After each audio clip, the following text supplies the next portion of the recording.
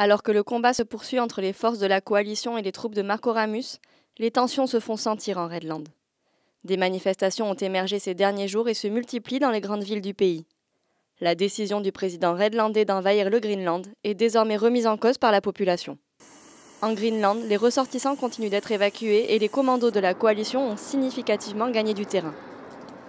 Dans les airs, les pertes dans les rangs redlandais augmentent, malgré une attaque de taille, celle des systèmes d'information de la coalition.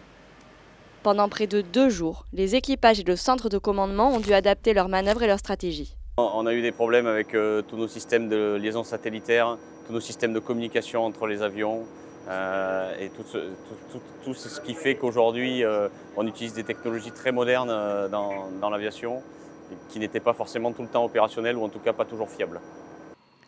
Agiles, les forces des armées de l'air partenaires ont pu poursuivre leurs efforts d'attrition pour neutraliser les troupes redlandaises et envoyer des signaux forts à Marco Ramus, désormais contraint de revoir sa position.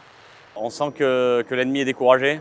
La campagne aérienne commence à porter ses fruits sur le terrain et j'ai bon espoir que nous arrivions à une solution à ce conflit assez rapidement.